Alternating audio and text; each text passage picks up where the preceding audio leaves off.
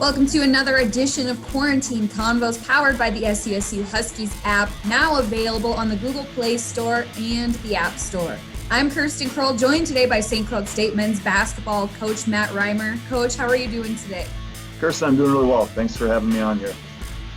And there's been some new developments here and there since we last spoke. So first and foremost, you and your guys back on campus, taking the court again for some practices. How has that been going? Good. It's great to be back on the floor with everybody, and we're slowly getting everybody back. We're missing one kid yet, from a freshman from Australia that has just got his visa, so hopefully he'll be over here in the next week or so. But the guys that have been here, it's been a lot of fun to be on the court and see how quickly they're trying to pick things up and how excited they are to be on the floor, because they know not everybody's getting that opportunity right now. And just with the non-traditional off season your team has had, how is everyone looking right now, and how is everyone kind of getting back into the groove of things? Well, I think initially they were more out of shape than they've ever been in their lives. I think they would, to a man, tell you that. But slowly they're getting some of that back. But I think some guys that did as much as they possibly could, took advantage, working on ball handling, that type of stuff. Some guys didn't have access to gyms to shoot. The weightlifting's been different because it was all body weight. Now they're back in the weight room, and I know they're actually excited to be in there and getting some stuff done in there. So, it's kind of where we picked up, where we left off. I can't say that, guys had the opportunity to make great strides. But I know that they're anxious and eager to be on the floor right now and working really hard. And are there any obstacles besides just getting everyone back in shape that you and your team have had to endure so far? Nothing that's different than anybody else is going through. We had a couple guys that, woke up and they weren't feeling great, and we have to do the self-assessment every day, and they came up with red screens, so they couldn't go to practice those 2 days. Fortunately it was real quick and they're over it and they're feeling better now. But, those are the types of things that, probably in the past they would have practiced or tried to practice through it, where now, we got to be much more cautious in those types of settings. And if you're not feeling good, don't lie about it. And tomorrow's another day. Do you guys have a theme, if you will, for this current season that you're in?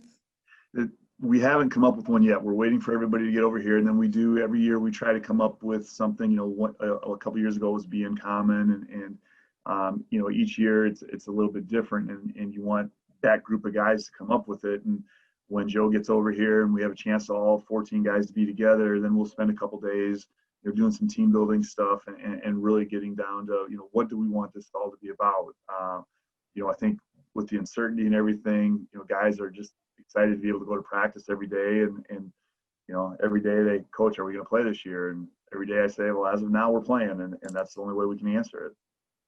And going off of that as well, with right now the regular season going to be played and began at a little bit of a later date, how do you guys keep the mentality up and keep doing what you're doing until the start date, which right now is kind of up in the air?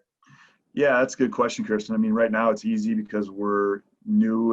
It's new to them and stuff. And we've talked about, hey, it's great that you guys are excited and you're playing with a lot of energy now. Can you do the same thing in the middle of October when we're still 2.5 months away from playing games?